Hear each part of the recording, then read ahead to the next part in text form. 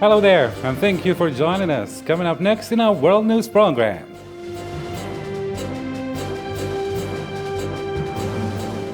U.S. President Joe Biden and First Lady Jill Biden hosted a reception to celebrate Eid al-Fitr at the White House.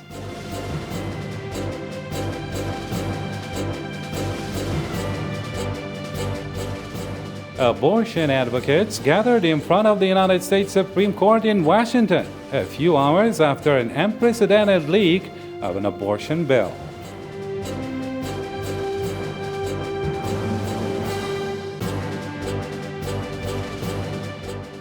Efforts to evacuate more civilians from the devastated Ukrainian port city of Mariupol ran into delays on Monday.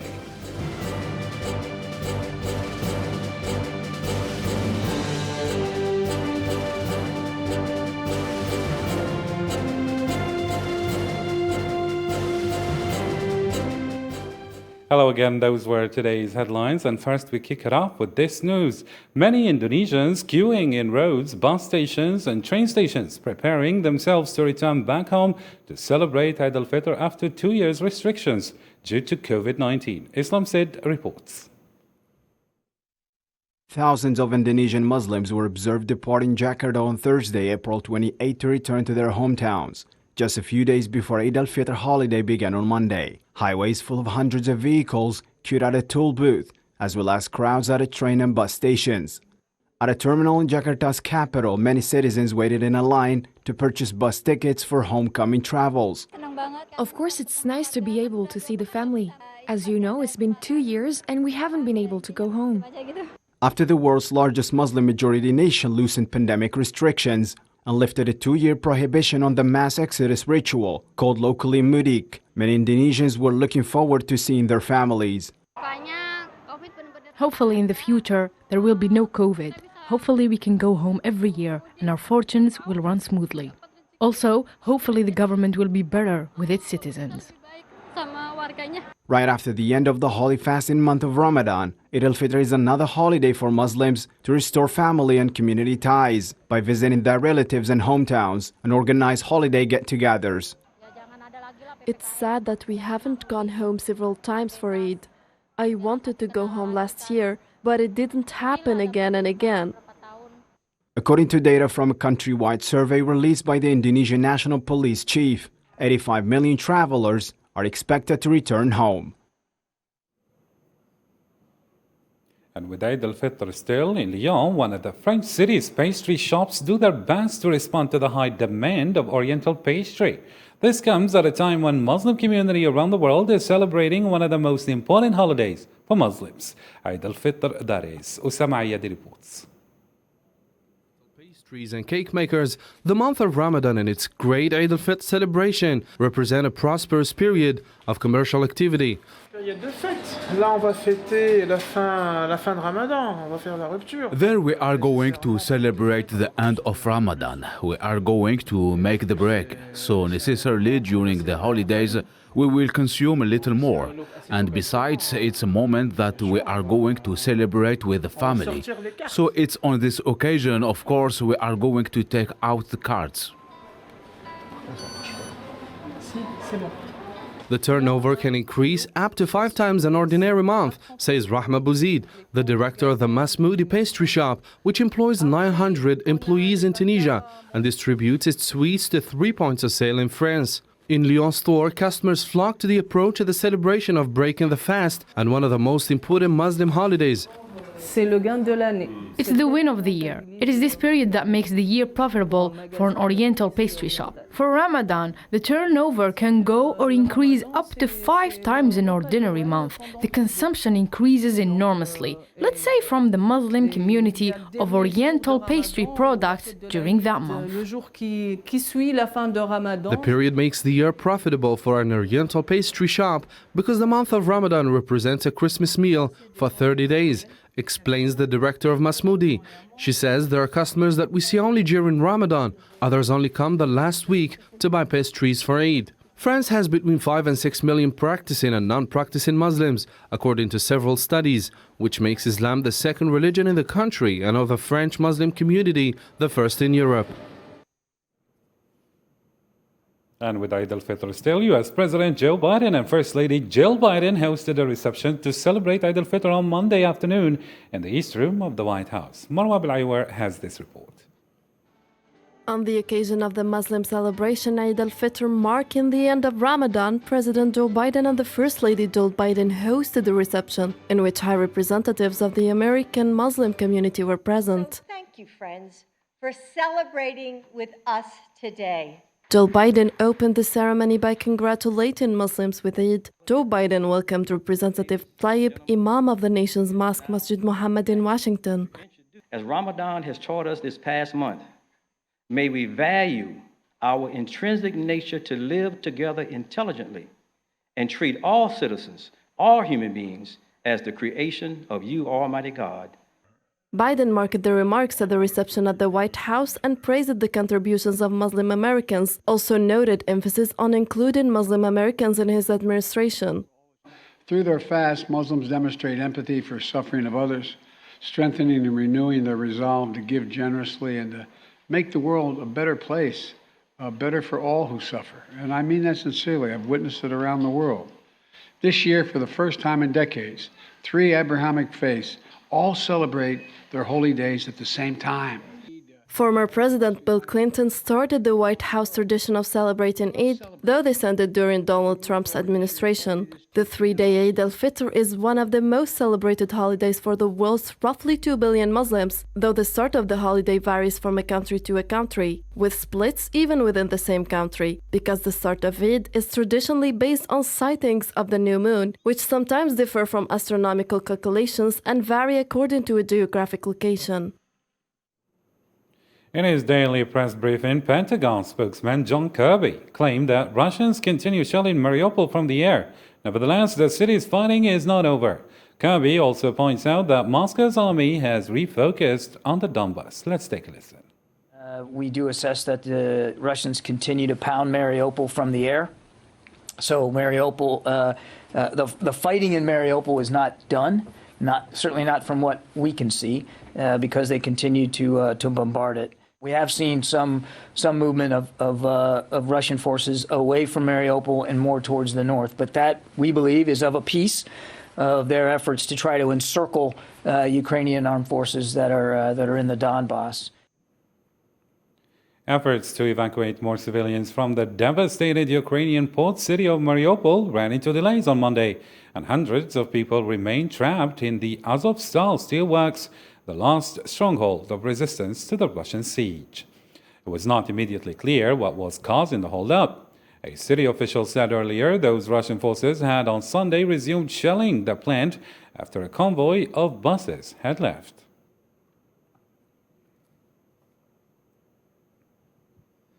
Ukrainian President Volodymyr Zelensky condemns the anti-Semitic remarks of Russian Foreign Minister Sergei Lavrov, who claimed that Hitler had Jewish blood. Let's listen. After the Russian missile strike on Babi Yar in Kiev, after menorah was damaged by shelling at the mass execution site in Drobisky Yar near Kharkiv, after the death in Russian bombings of ordinary people who had survived the Nazi occupations and concentration camps, such an anti-Semitic remark by their minister shows that Russia has forgotten all lessons of the World War II. The United States on Monday reported very credible reports that Russia intends to hold mid-May referendums to attempt to annex the pro-Russian separatist so-called republics of Donetsk and Lugansk in the east from Ukraine. Now we believe that the Kremlin may be trying to organize a Kherson People's Republic in the Kherson Oblast of southern Ukraine. Such sham referenda, fabricated votes, will not be considered legitimate, nor will any attempts to annex additional Ukrainian territory. The White House Press Secretary Jen Psaki said that President Biden has no intention of sending U.S. troops to Ukraine. She added that calling the conflict between Russians and Ukrainians a proxy war is tantamount to repeating the Kremlin's arguments.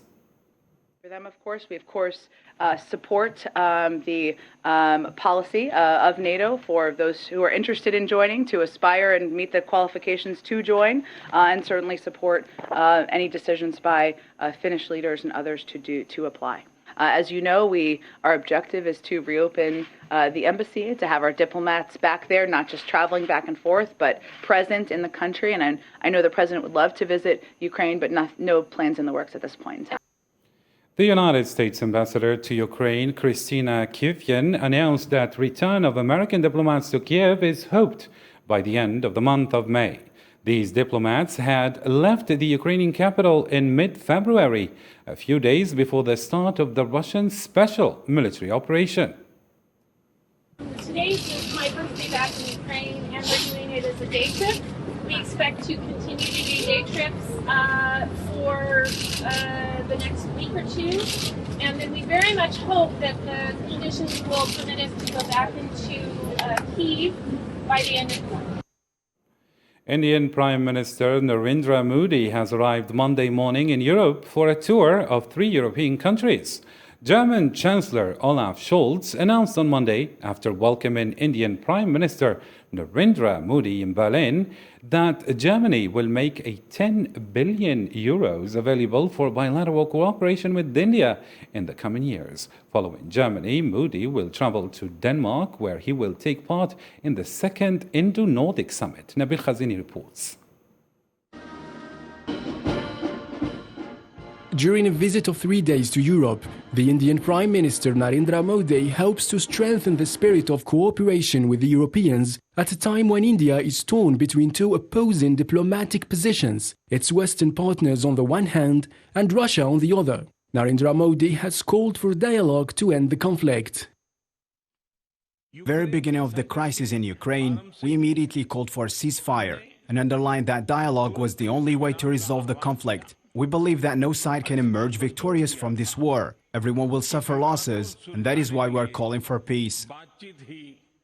India refuses to take sides and condemn Russia's military operation in Ukraine. New Delhi has already taken advantage of the bargain prices offered by the crisis in Ukraine in recent months. Meanwhile, Moscow tries to find new markets for its hydrocarbons, which the EU is turning away from. The Indian Prime Minister sees that the impact of the ongoing events in Ukraine will be particularly serious on developing and poor countries.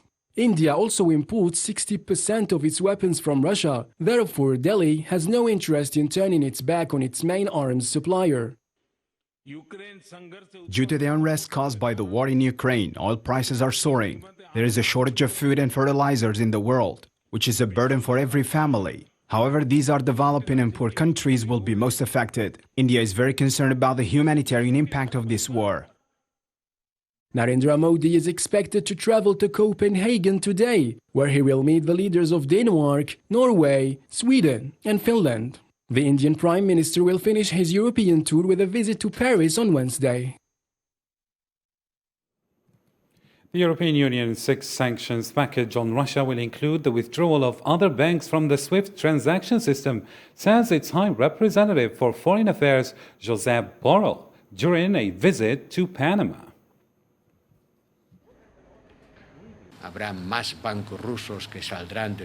More Russian banks will exit the SWIFT system and the energy sector. We are working on proposals to limit imports of Russian energy, especially oil. Limitar las importaciones energéticas de Rusia, especialmente. We are asking for clear support from the European Union to help the country get off the blacklist. The United States and Armenia began a bilateral strategic dialogue on Monday. U.S. Secretary of State Antony Blinken hosted Armenian Foreign Minister Ararat Mirzoyan in Washington for a meeting, during which the two countries signed a civilian nuclear cooperation agreement.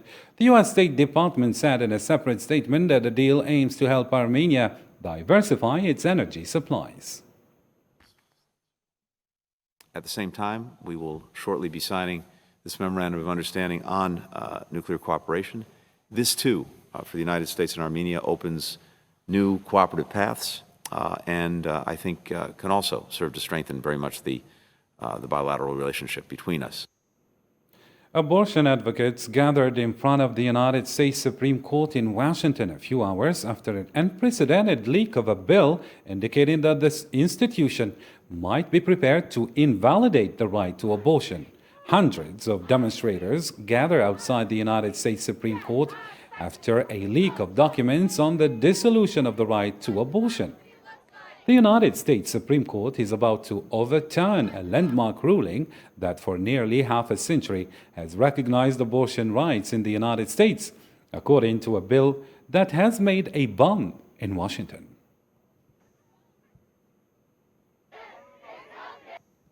In the United States, still, a powerful tornado devastated the city of Andover in Kansas. 8,000 of buildings were destroyed, leaving no casualties. The end of April and the beginning of May generally mark the entry into the peak of intensity of the season of thunderstorms and tornadoes in the United States. On April 29th, a thunderstorm generated a tornado particularly violent on Kansas, an American state regularly affected by extreme weather phenomena.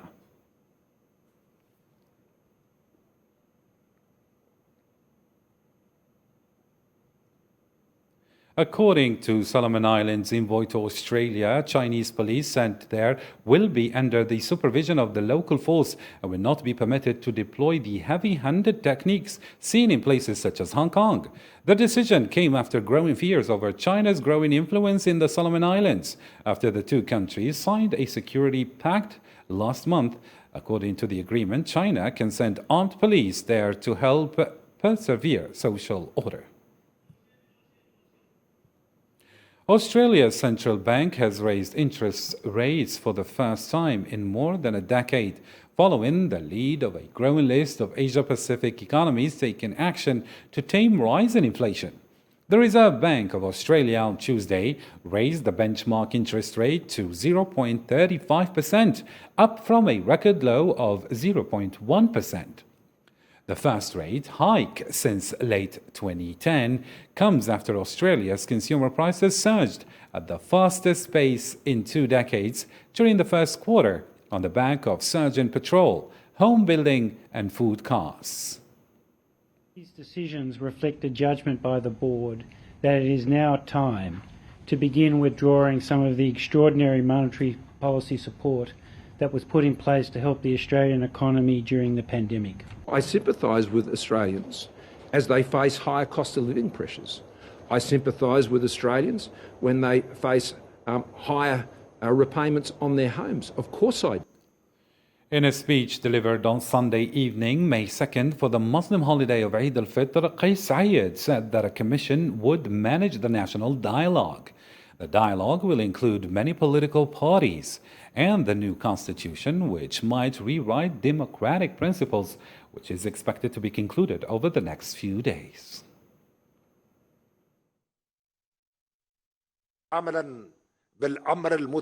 Working on the issue of extraordinary measures, a committee will be formed to prepare the establishment of a new republic, which will complete its work in a short time, in few days, because the questions are clear and the choices are clear.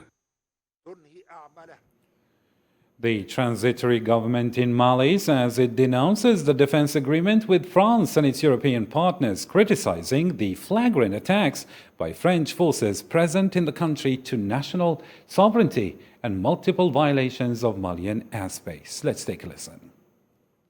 Due to the flagrant violations of Mali's national sovereignty, the government of the Republic of Mali decides to denounce firstly the Defense Cooperation Treaty of July the 16th, 2014. Secondly, the government of the Republic of Mali decides to denounce with immediate effect the agreement of 7 and 8 March 2013, determining the status of the French detachment applicable to the Barkhane force, and the additional protocol of 6 and 10 March 2020, determining the status of the non-French detachments of the Takuba force. Still in Africa, and on the occasion of World Press Freedom Day, the Ugandan Human Rights Network for Journalists warns against the increase in the number of journalists arrested in the country by the government, who accuse them of violating the standards of speech of freedom. Islam said. Journalists in Uganda say they are suffering suppression by their government, who makes their job harder due to long-running campaign to silence opposing voices. According to Ugandan journalists, the work environment became dangerous and frustrating after security has tightened its grip and made the arrest of several journalists. The government alleges that the arrests were made because of cyber-stalking and offensive communication. Tell us that the government wants to gag the freedom of media, the media freedom, expression, and freedom of speech. That is why our gadgets, which have nothing to do with the books, are still in their custody. That is why the media presenters, not authors of these books, were arrested and beaten. Some journalists said they were tortured before being released on bail. Rights groups accused President Museveni for being the first responsible of these acts. According to the opposition, President Museveni, who's been in power since 1986, has become more controlling and keeps silencing and harassing independent media outlets. Journalists said more has to be done to respect freedom of speech of the country. Last year, in our report, Shutdowns and Shutouts, we captured a total of 131 cases of abuses and violations, where majority of them, to be specific, 82 of them were at the hands of the police, followed by the army. On the other hand, the government said that it's not trying to suppress media as long as they don't commit violation by spreading false news. We have very good situation on the freedom of the press, freedom of the media in Uganda. Very vibrant, judging by the engagement on radios, the number of radio stations, TV stations, judging by the content, where there's serious criticism, challenging of government. In 2021, the Uganda Human Rights Network for Journalists published a report identifying some 131 cases of abuse against journalists. Of the total reported violations, 82 are directly attributed to the Ugandan police. The bid to unionize a second warehouse at Amazon's Staten Island campus failed Monday, according to a vote count, 1 month after the group's shock victory at a nearby warehouse. The union was an example to Starbucks stores and is leading others to follow the same path. Miriam Zian in the following.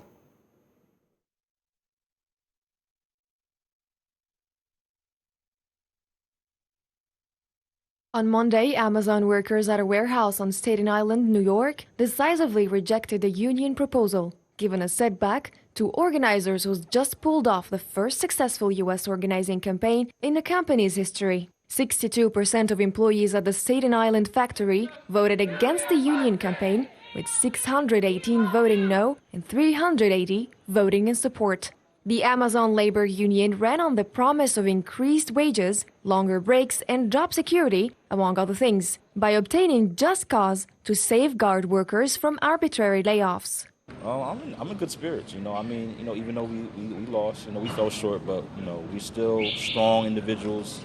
We've been organizing, campaigning for a long time, put in a lot of work, so we shouldn't be discouraged at all. We have other buildings. We have over 100 buildings throughout the U.S. that want to organize and they want to unionize. We already set the tone with JFK, so we just got to continue. That's all it's about.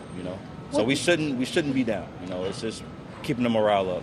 Organizers said despite the loss at LDJ5, they were determined to push forward with contract negotiations. Obviously I'm disappointed. We're all disappointed by the outcome in LDJ5, but we're still optimistic about the movement going forward. So it's a minor setback, but it's really nothing in the long term. The ALU's victory came after a series of union victories at Starbucks shops, in what some labor experts have described as a rebirth of worker interest in unions in the U.S. However, the refusal may slow the momentum of labor activists who have made more success organizing at Amazon in the U.S. since the pandemic than at any previous period in the company's 27-year existence.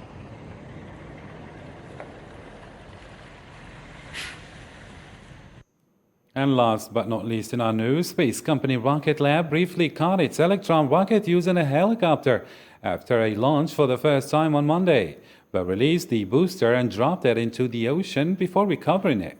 Capturing the return rocket was described as a very complex operation that requires extreme precision, according to the company.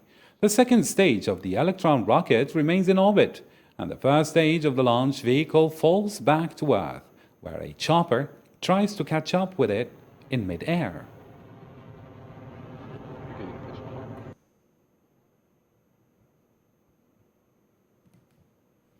Well, that's the end of our news. Thank you for tuning into our channel, and bye for now.